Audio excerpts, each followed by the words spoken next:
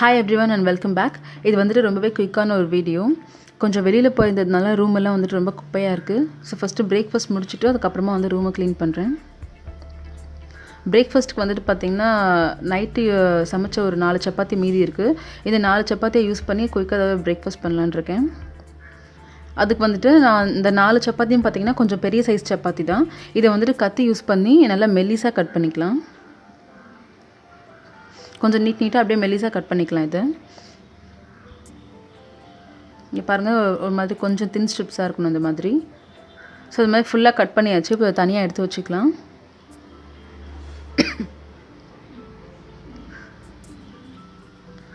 இப்போது ஒரு கடாயில் நான் எண்ணெய் விட்டுருக்கேன் ஒரு 2 டீஸ்பூன் அளவுக்கு. அதில் ஒரு அரை டீஸ்பூன் சோம்பு சேர்த்துருக்கேன். சோம்பு வந்துட்டு நல்லா கொஞ்சம் பொரியட்டும். பொரிஞ்சதுக்கப்புறமா ஒரு டீஸ்பூன் அளவுக்கு இஞ்சி பூண்டு பேஸ்ட் சேர்த்து இதை வந்து எண்ணெயில் நல்லா பொரிய விட்டுக்கலாம். இப்போ இஞ்சி பூண்டோட பச்சை வாசனை போனதுக்கப்புறமா நான் 1/2 கப் அளவுக்கு வெங்காயத்தை மெல்லிசாக நறுக்கியிருக்கேன். அதை இது கூட சேர்த்து நல்லா சாஃப்ட் ஆகிற வரைக்கும் வதக்கிக்கலாம். வெங்காயம் சாஃப்ட் ஆகிறதுக்கு நான் கொஞ்சமாக உப்பு சேர்த்துக்கிறேன், ஒரு 1/2 டீஸ்பூன் கிட்ட சேர்த்து ஒரு வாட்டி நல்லா கலந்து விட்டுக்கலாம். இது கூடவே ஒரு 1/4 டீஸ்பூனுக்கும் கொஞ்சம் அதிகமாக மஞ்சள் பொடி சேர்த்துக்கிறேன். மஞ்சள் பொடி சேர்த்து கலந்து விட்டதுக்கப்புறமா 1/2 டீஸ்பூன் காரப்பொடி,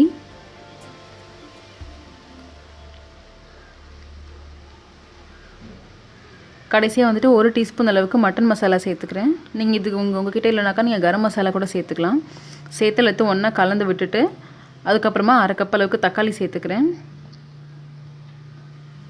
தக்காளி சேர்த்து அதை நல்லா கொஞ்சம் குழைவாக வர வரைக்கும் வதக்கிக்கலாம். தக்காளி குழைவானதுக்கப்புறமா ஒரு 3 டேபிள் ஸ்பூன் கிட்ட தண்ணி சேர்த்து ஒரு வாட்டி நல்லா கலந்து விட்டுக்கிறேன். இந்த தண்ணி வந்துட்டு கொஞ்சம் லைட்டாக வற்ற ஆரம்பித்து பச்சை வாசனை போய் எண்ணெய் பிரிஞ்சு வரும். அந்த ஸ்டேஜில் நம்ம சப்பாத்தியை மெலிசாக வெட்டி வச்சோம் இல்லையா, அதை சேர்த்துக்கலாம். சேர்த்துட்டு இதை நல்லா கலந்து விட்டுக்கலாம். ரொம்ப போட்டு இது பண்ணாதீங்க, லைட்டாக கலந்து விட்டாலே போதும். சப்பாத்தியில் வந்துட்டு ஈரம் பட்டால் ஒரு மாதிரி ஊறின மாதிரி ஆகிடும். அதனால் நல்லா கொஞ்சம் லைட்டாக கலந்து விட்டுருங்க, மசாலா எல்லா பக்கமும் படுற மாதிரி கலந்து விட்டுட்டு ஒரு 3 நிமிஷம் அப்படியே வச்சுருந்துட்டு 3 நிமிஷத்துக்கு அப்புறமா கொத்தமல்லி இலை தூவி பரட்டி இறக்கிட வேண்டியது தான்.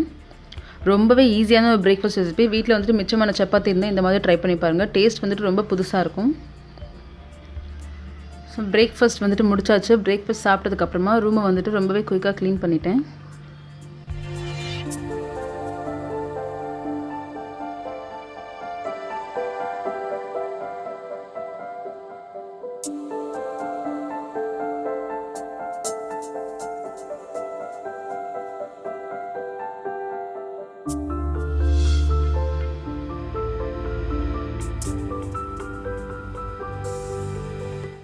இது வந்துட்டு பார்த்திங்கன்னா பழைய பிளாங்கெட், உங்கள்கிட்ட பழைய பிளாங்கெட் ஏதாவது இருந்ததுன்னு சொன்னால் அதை வேஸ்ட் பண்ணாமல் இந்த மாதிரி பெட்டு மேலே வந்துட்டு விரிச்சு போட்டுக்கோங்க.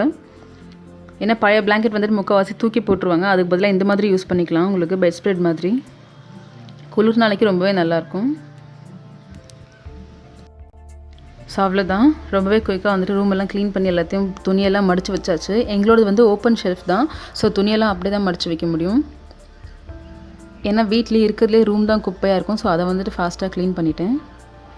அவ்வளோதான், க்ளீனிங் வேலை முடிஞ்சுது.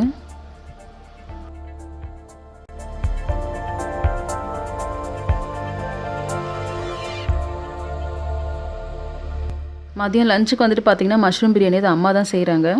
ஸோ மஷ்ரூம் பிரியாணி செய்கிறதுக்கு 2 டேபிள் ஸ்பூன் அளவுக்கு நெய் விட்டுருக்கேன் ஒரு கடாயில்.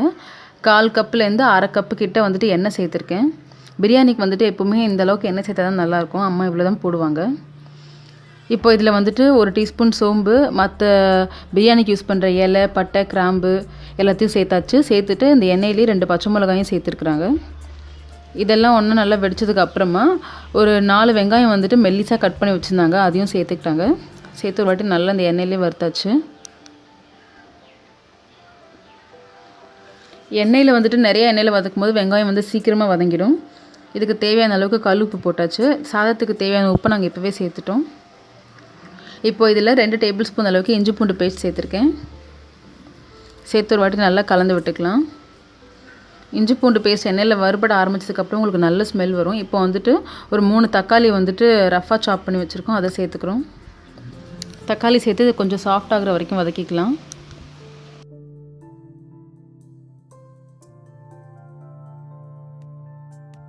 அது கூடவே ஒரு கப்பு கிட்ட கருவேப்பிலை, கொத்தமல்லி, மல்லி எல்லாத்தையும் சேர்த்து ஒரு வாட்டி நல்லா கலந்துக்கலாம். கலந்து விட்டதுக்கப்புறமா 250 கிராம் மஷ்ரூம் வந்துட்டு இங்கே ரஃபாக சாப் பண்ணி வச்சுருக்கோம், அதையும் சேர்த்துக்கிறோம். ஆக்சுவலி கேமரா பேட்ரி வந்துட்டு நடுவில் நின்று போச்சு, அதனால் நான் வேறு ஒரு கேமராவில் தான் எடுத்திருக்கேன், சின்ன கேமராவில். அதனால தான் கிளாரிட்டி கொஞ்சம் கம்மியாக இருக்குது. மஷ்ரூம் சேர்த்ததுக்கப்புறமா 1/4 கப் அளவுக்கு தயிர் சேர்த்துக்கிறோம். தயிர் சேர்த்து ஒரு வாட்டி நல்லா கலந்துக்கலாம். இப்போ இதில் வந்துட்டு ஒரு 2 டேபிள் ஸ்பூன் அளவுக்கு biryani masala, 1 table spoon garam masala, 1 teaspoon அளவுக்கு காரப்பொடி சேர்த்து நல்லா கலந்து விட்டுருக்கோம். அதுலேயே வந்துட்டு ஒரு 2 உருளைக்கிழங்கு ரஃபாக சாப் பண்ணி சேர்த்துக்கிட்டோம், தோலை சீவிட்டு. இப்போ குக்கரில் வந்துட்டு பார்த்திங்கன்னா 4 கப்பு தண்ணியை வந்துட்டு ஆல்ரெடி சூடு பண்ணி தான் வச்சுருந்தாங்க. அந்த சுடு தண்ணியில் இந்த வதக்கின மசாலாவை சேர்த்துட்டு 2 கப் அரிசி வந்துட்டு நல்லா கழுவி வச்சுருந்தோம். அந்த 2 கப் அரிசியும் இது கூட சேர்த்துக்கலாம். சேர்த்து ஒரு வாட்டி நல்லா கலந்து விட்டுறணும். நடுவில் வந்துட்டு கேமரா பேட்டரி ஆஃப் ஆனதுனால வந்துட்டு இந்த மசாலா போட்டதெல்லாம் ஷூட் பண்ண முடியல. இப்போ வந்துட்டு இதுக்கு எல்லாத்தையும் ஒன்றா போட்டு உப்பெல்லாம் பார்த்து மிக்ஸ் பண்ணதுக்கப்புறமா குக்கர் மூடியை போட்டு ஒரு 3 விசிலுக்கு நல்லா வேக வச்சு எடுத்துக்கலாம்.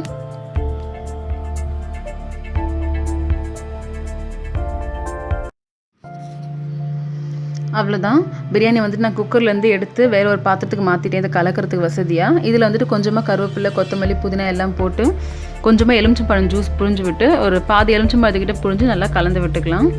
கருவேப்பிலை, மல்லி வந்துட்டு நீங்கள் கடைசியாக இன்னும் கொஞ்சம் சேர்த்து கிண்டும் போது இந்த ஹீட்டில் வந்துட்டு உங்களுக்கு இன்னும் நல்லா வாசமும் டேஸ்ட்டும் ரொம்ப நல்லாயிருக்கும். அவ்வளோதான், டேஸ்டியான மஷ்ரூம் பிரியாணி ரெடி. எங்களோட லஞ்ச் ரெடி ஆயிடுச்சு. தேங்க்ஸ் ஃபார் வாட்சிங்.